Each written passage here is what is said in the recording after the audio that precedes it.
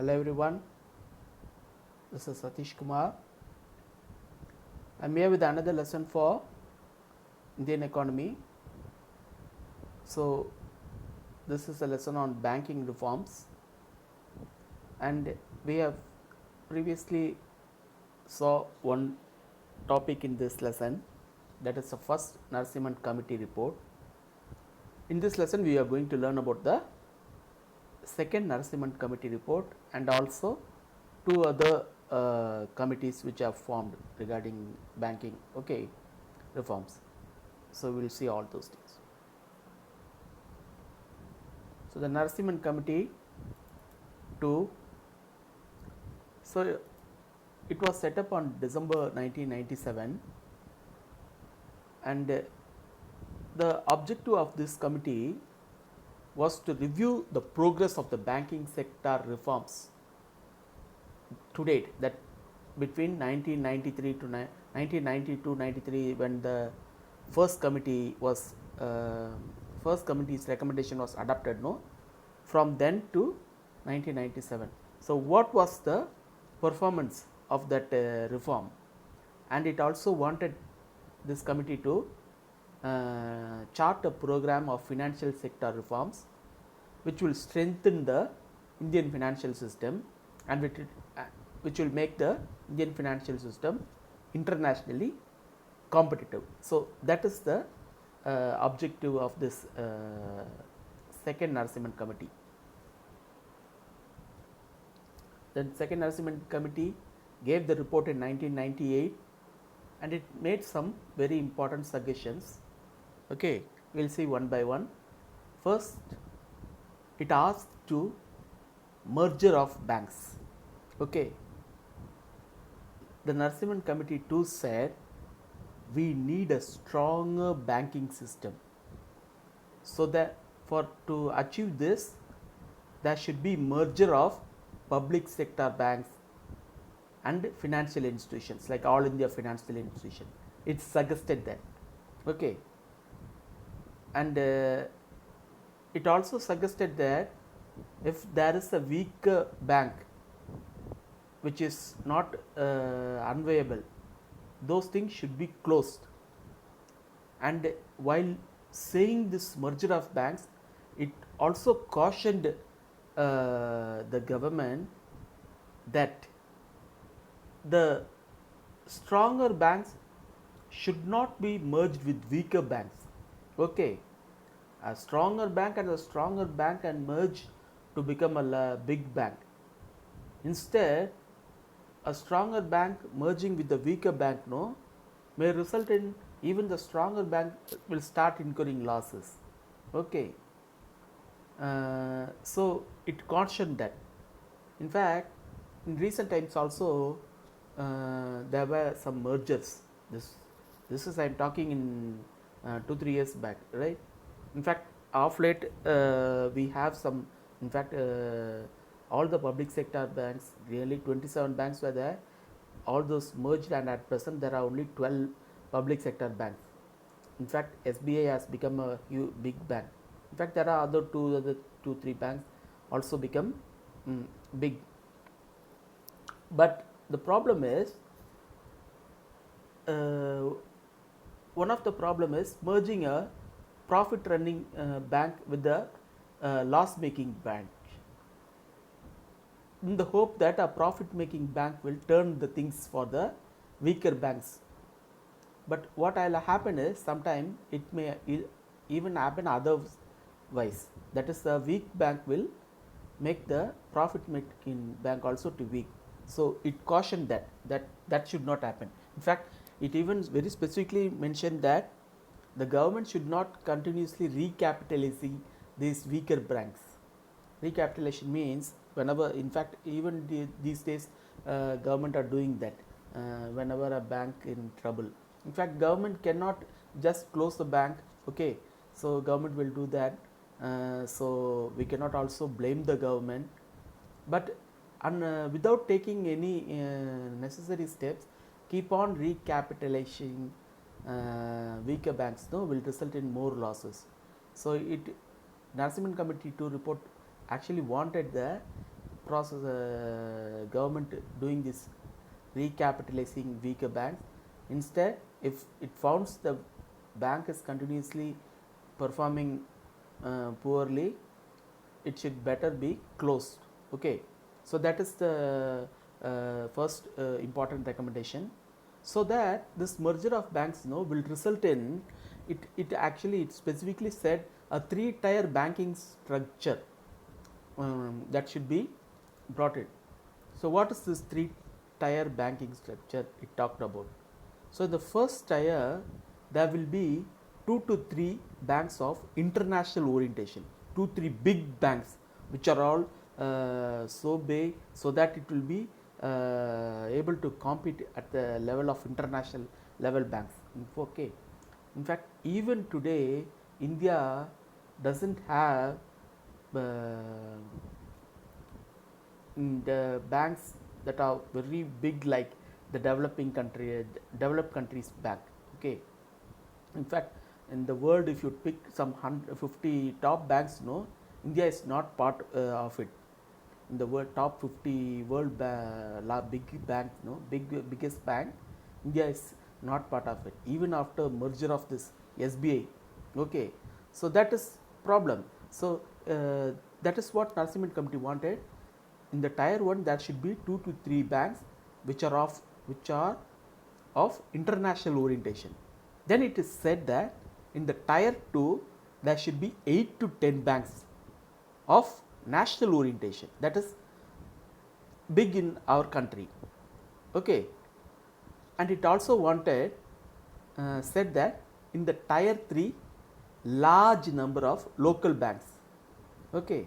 So this is the 3-tier banking structure it proposed, and it specifically said the first tier 1 and tier 2 they should focus on the needs of corporate sector. Okay. And the tier 3 banks, the large number of local banks, they should take care of state level, district level and local level, small scale industries, agriculture, these needs. Okay. So that is how the Narasimhan Committee II report wanted the banking structure in India to be. Okay. And it also wanted to introduce a concept called concept of narrow banking. What is this? See, there are some weak banks, loss making banks, those banks, in order for those banks to rehabilitate, Narasimhan Committee II recommended this narrow banking. What do we mean by narrow banking? So the loss making banks, the weak banks, these banks should only invest in funds which are risk free assets. They should not once continuously giving loans to people, lend to corporates and other things. Instead, they should only invest their deposits on risk free assets like government securities. Okay. Even if they are the government securities is providing only very little interest. Okay. We all seen that only lending in the market will fetch more profit to banks, and investing in government securities will not fetch more profit. But the fact is, if banks invest in government securities, it is safe. But if it is lend and it is incurring losses by non-performing assets, and a bank which is already weak is continue to keep on lending, it will incur more losses. So identifying the weaker banks which are incurring losses and making them to do only narrow banking, that is the next suggestion it gave. And even if this solution is not working for them, then those banks should be closed. That is what the Narasimhan Committee II said. And it also talked about the non-performing asset. that is the loans that lent to the corporates and other peoples, no, which are being defaulted. So it said that it because of the poor credit decisions, lending to people who are not credit worthy, and also because of cyclical and other economic factors, for building up of such a huge amount of non-performing assets. And it recommended to create a asset reconstruction funds or asset reconstruction company, so that it will take over the bad debts of the bank and work on it. So the bank will work on a clean state. Okay, and this recommendation was taken by government, and the government created the SURFACE Act in 2002. Okay, in fact we will learn about the SURFACE Act, that is the Securitization, Reconstruction of Financial Assets and Enforcement of Security Interest Act, SURFACE Act 2002, and the asset reconstruction company was also created. Okay, but please also remember, this we are talking about in the 1998s, and even today, in fact in recent times, we are having so much of non-performing assets. Okay, so this non-performing asset is not gone even today, it is still there. Okay, and it also recommended banks to have higher capital to risk weighted adequacy ratio. So what is this capital to risk weighted adequacy ratio? So it is nothing but having some asset as capital to meet any the government is lending loan. Okay, government accept deposits and is lending loan to people, lending loan or investing somewhere. Okay, so that it will earn some profit. What happens, these are all called as asset of bank. Okay, so the bank, when it is lend loan, that is an asset. When bank, when it is invest, that is an asset. So these asset, no, there are some risk involved in the lending. So to meet this risk, the bank has to maintain some something. In fact, that is the reason we are having CRR, SLR and other things. Okay, so there should be some capital to meet any risk associated with the assets of the bank. So that is what called the capital to risk weighted adequacy ratio. In fact, we will learn this very systematically when I in the next class when we talk about Basel norms. Okay, I will give you very clearly how this is arrived. Okay, so now you have this idea what is capital to risk weighted. So it wanted it to increase it to 10% by 2002. So in fact, if you know today at present, no, we are having capital to risk weighted ratio somewhere around 9%, I think 9% or 10%, 9%. So we have increased that. Okay, and it also wanted acts like RBI Act, Bank Nationalization Act, Banking Regulation Act, State Bank of India Act, all these acts need to be reviewed. It said that. Okay, it also said more private banks should be given licenses. Okay, in fact the Narasimhan Committee I itself recommended the need for private banks.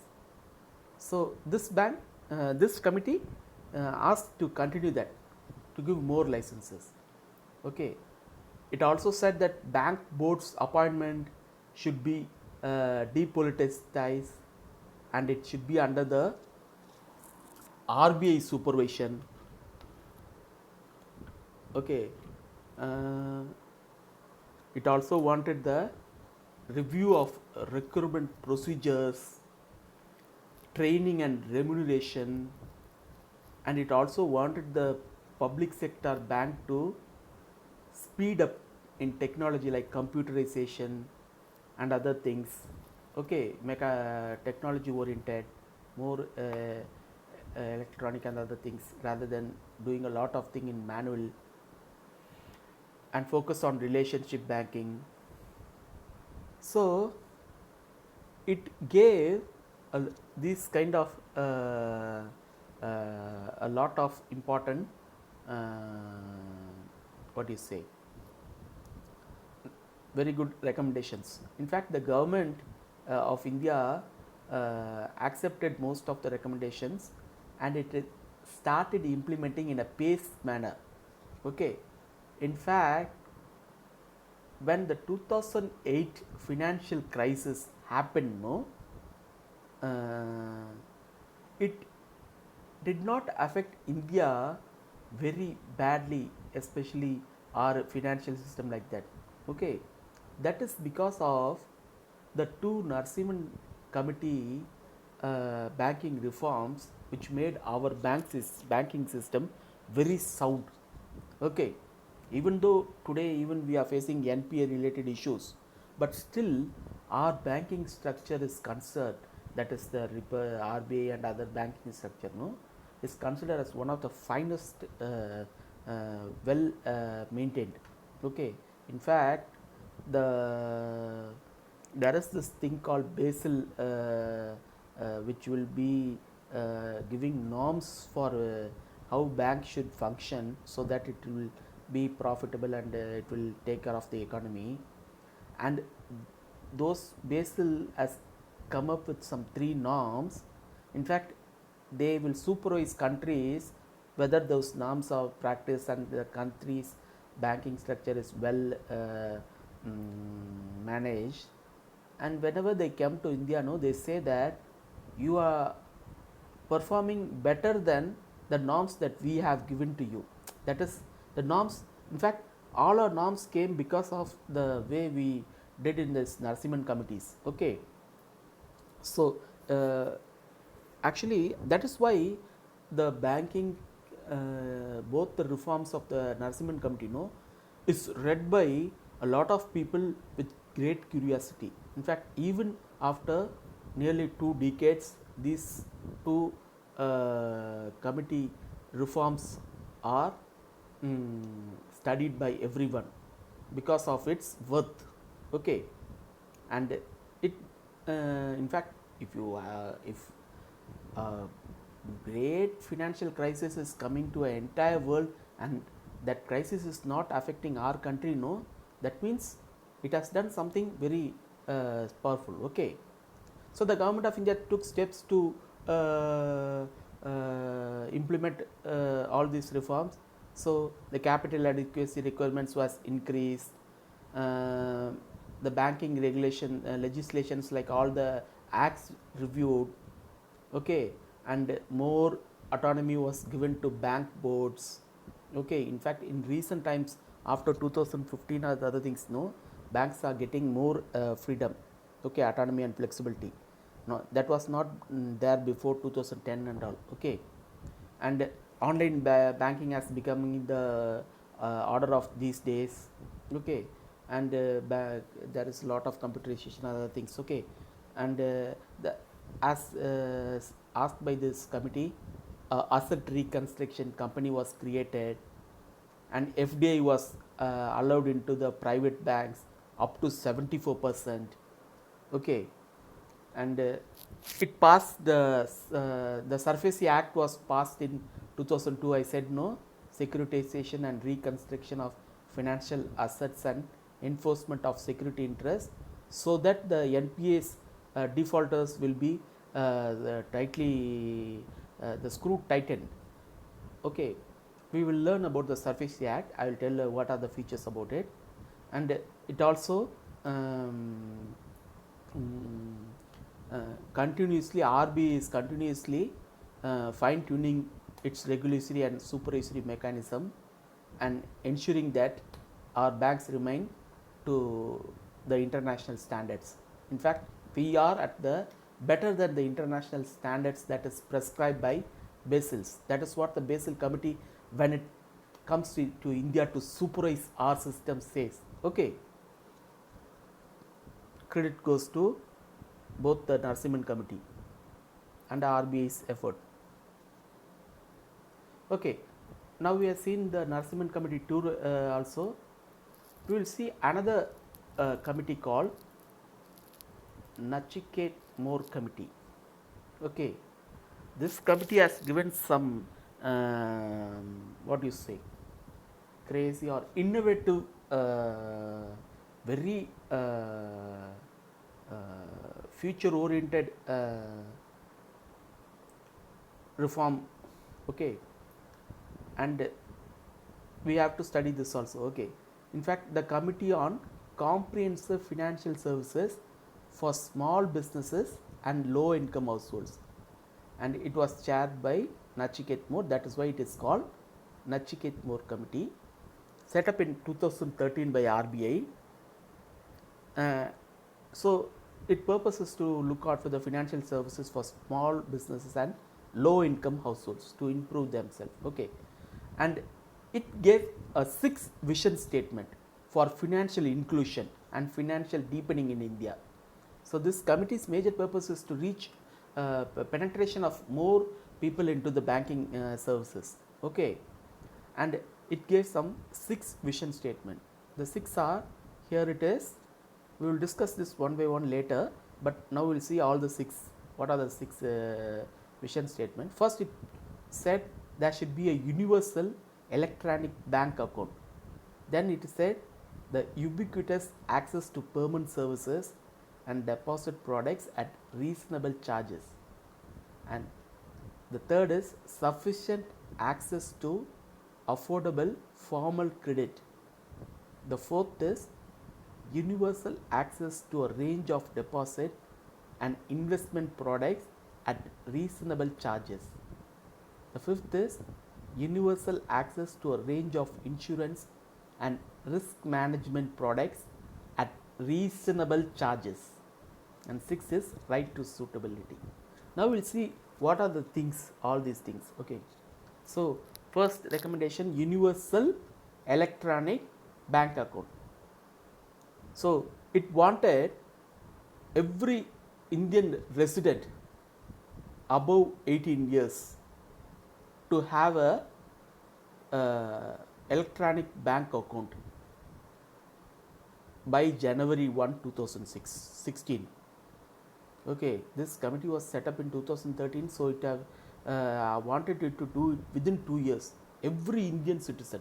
See, because one of the problem with most people is in India, a lot of people do not have banking access.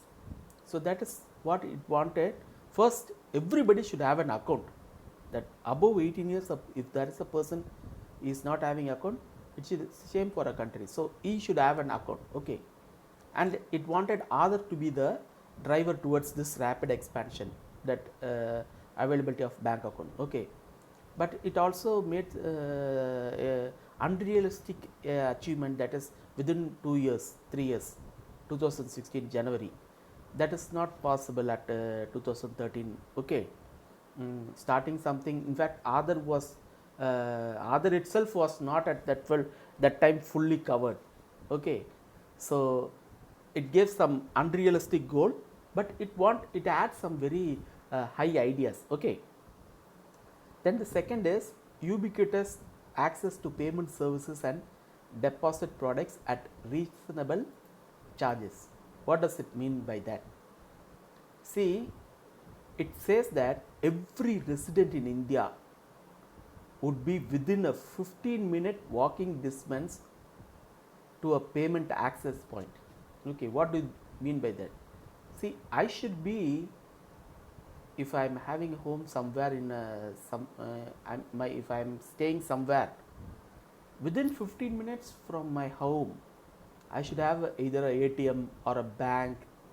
I should have something like that, so that I will have a payment access point. So the people should not be, see, in fact, we know in India, lot of villages people don't have any access. Okay, how they will do this banking?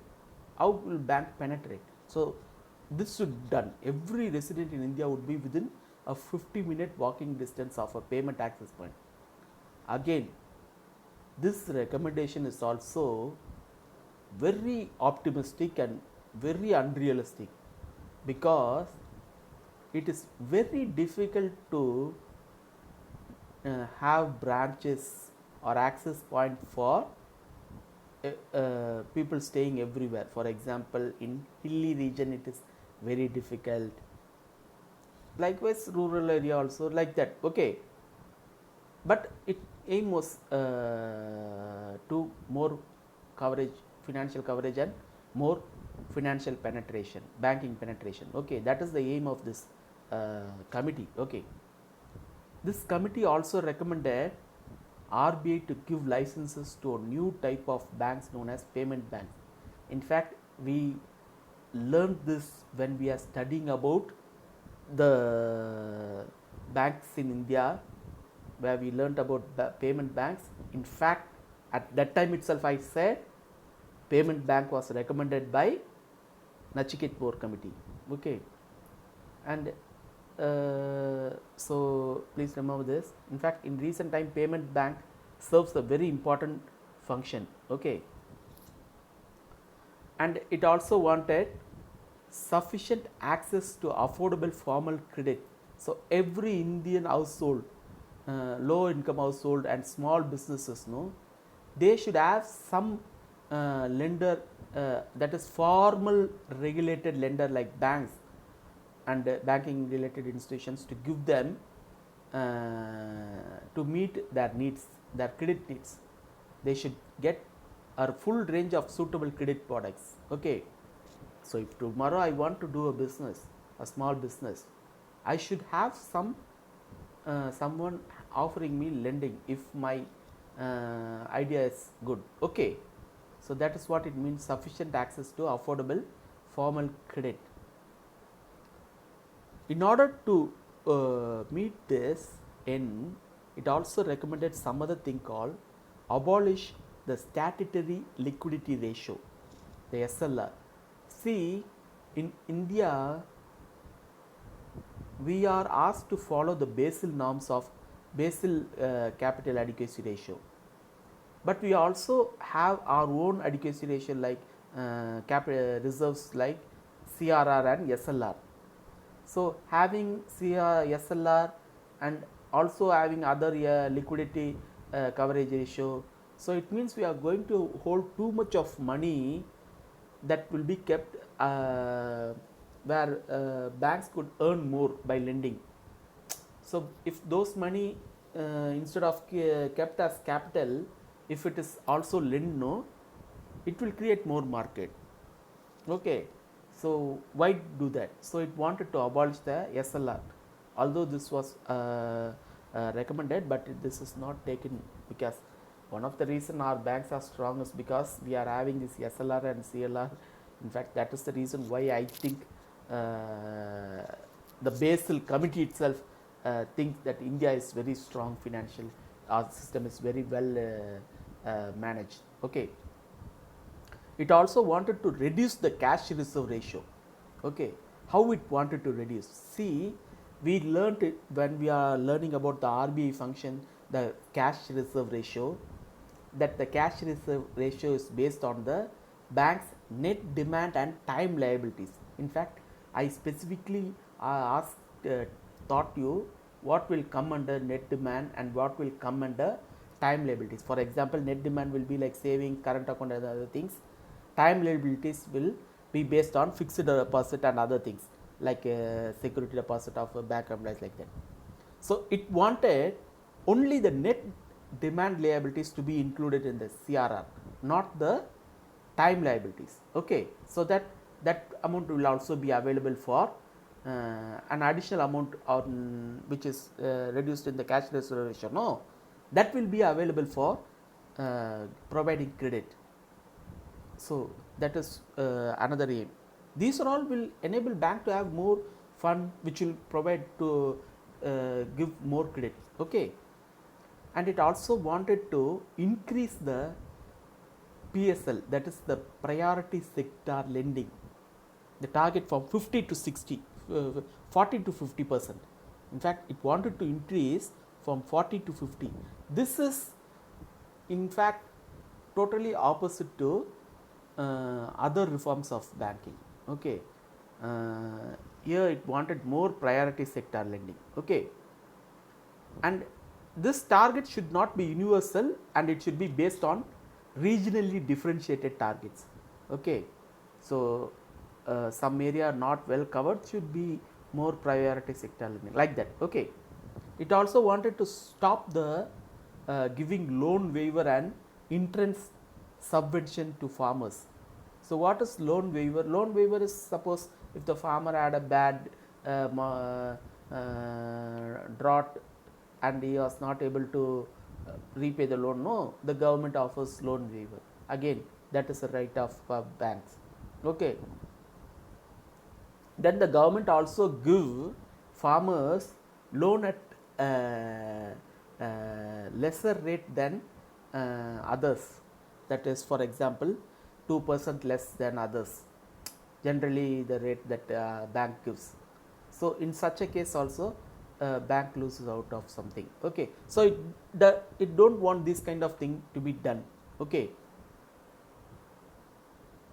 and it also said RBI should give licenses for a new type of banks called world served banks, and the aim of this idea is the NBFCs, that is the non-banking financial companies that are functioning in India, no, these institutions will become registration and register into this category, and they will become under under the regulation of RBI. That is the aim, but I don't think this was followed through. Okay, the next is universal access to a range of deposit and investment products at reasonable charges.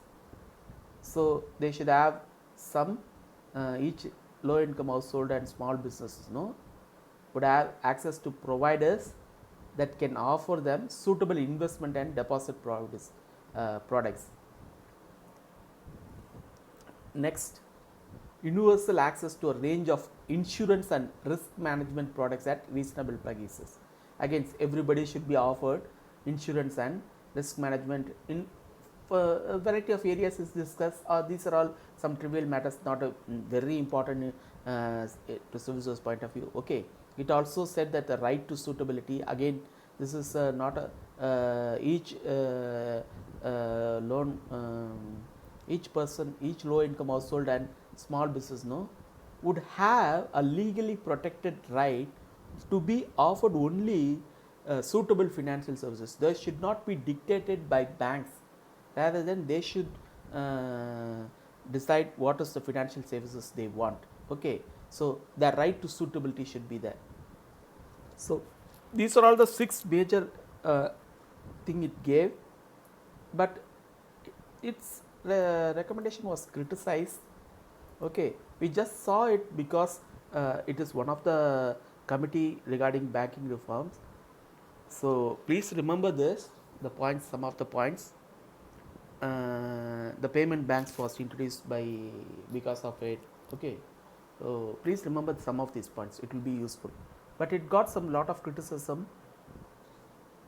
Then we have the next, another important, this is very important compared to the Nackiket committee. Okay, the PJ Nayak committee on banking boards.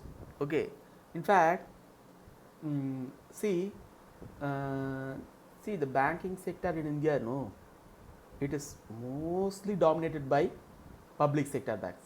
Okay, as a result, government has the majority stakeholder in those banks, and government interfere in the appointment of boards, and this may result in having people inefficient people in the boards. Okay, so the appointment of the members will not be on merit, and whenever a person is not appointed on merit, what will happen? It will lead to inefficiency. So that is why we see banks are incurring lot of losses, like creating non-performing assets, okay, scams, large overdues, variety of problems in the bank. Okay.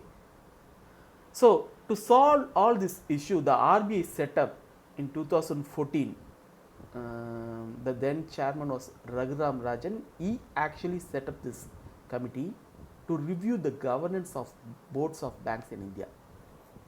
So please remember, this committee is on to review the governance of board of banks in India. So its chairman was P.J. Nayak. That is why it is called P.J. Nayak Committee, and it was set up in 2014. So it gives some important recommendation.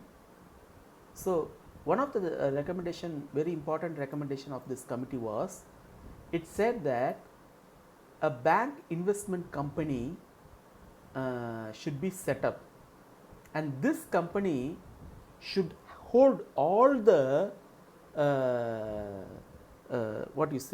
the shares of the private sector, public sector banks, rather than government having it. This bank investment committee, for example, State Bank, Punjab National Bank, all the public sector banks, all the banks government holding, that is, if the government is holding 51% or 57% like that, all these shares should be given to this bank investment company. It will hold it, okay, and it will take the decision regarding what will be the bank board, who will be appointed as chairman to this. It will take care of the different banks, who will be appointed and how it will be, how the business will be done, okay. And this banking investment company will be an autonomous body without any government interference, and it will have the power to appoint the board of directors and make other policy decisions. And it also said that the Nayak Committee, before a bank of investment committee is set up, first set up a bank boards bureau, and this will be a temporary body to do the functions of banking investment company. And once the bank investment company is formed, the BBA can be dissolved. So why instead of opening a banking investment company, straight away immediately they are going for bank of boards? See, this process of transferring all this private public sector banks share to this banking investment company, that is a huge process. So until first set up a bank boards bureau, that is what the Nayak committee recommended, okay.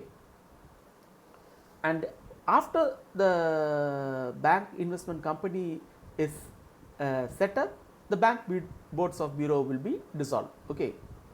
And the bank, this institution, that the bank boards bureau will advise on appointments to the board, banks, chairman and other executive directors, so that there will be people who are merit to be appointed, rather than government giving in terms of political appointments, okay. So the public sector banks must have independent directors. In fact, that is one of the recommendation of the Nayak committee, okay. And since the most of the directors are at present at that time 2000 nominated by the government, they cannot be said to be independent. So it wanted independent directors who would be set up by this bank boards of bureau, okay. In fact, it felt that the banking having the chairman and managing director, CMD, for every bank, who is having lot of power in his one hand as single person. So it wanted to change this. So the government itself accepted this recommendation, and it decided to separate the roles of the chairman and managing director, so that there will be a separate chairman and there will be a separate managing director. This will be there will be checks and balances. In fact, the concentration of power will be divided, okay. That the government did, okay. And the bank chairman will be selected by a panel headed by the RBI governor, okay, and he will have a regular tenure. In fact, this was recommended by the Nayak committee, that the chairman of bank should have a secure tenure, so that he will act independent, okay. and its payment should be linked to profits the bank make. So incentives, like if he makes profit, so that he will function very efficiently. See, one of the problem for private sectors and public sector is that public sector people do not have any incentives to work extra hard, but in a private company they may even say that you will get commission like that, so they will work hard. Okay, and if the payment is linked, if a chairman's payment is linked to profits, no, he will focus on marketing, improving customer base, and doing betterment to the banking, bringing more profit to the bank. Okay. The committee also recommended repealing Bank Nationalization Act of 1969 and 1980 and State Bank of India Act and State Bank of Subsidiary Banks Act.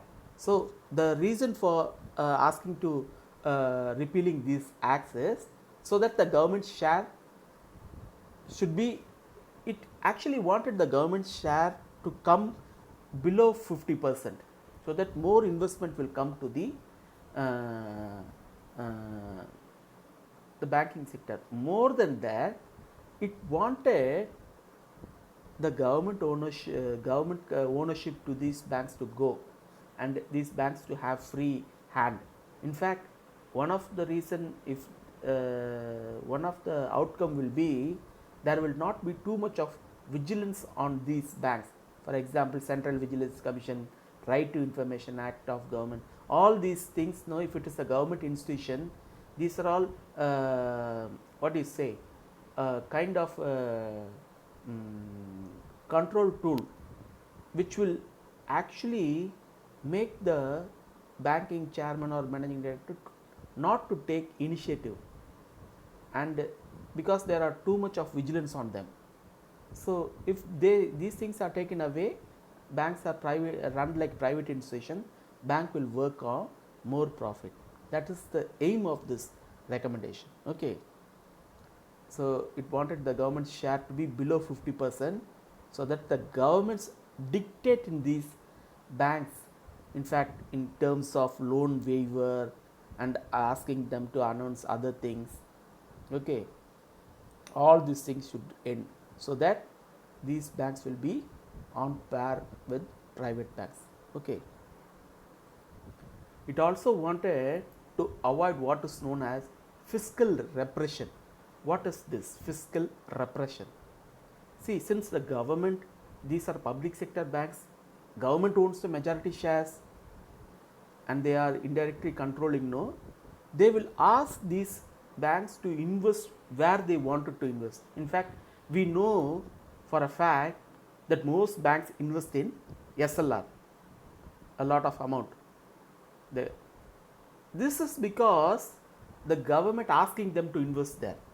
Okay, this is since the government securities, there is it is a secured asset, but the returns are very less and the banks cannot earn more. Instead, those amount is given to the bank to lend to others to earn more, no, it will be better. So what the government is doing is fiscal repression of banks. So it wants this to go. Okay.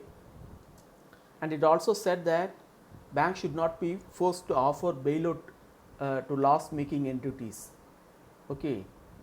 And banks should not be forced to offer cheap loans to Food Corporation of India or to ask to waiver farmers' debts.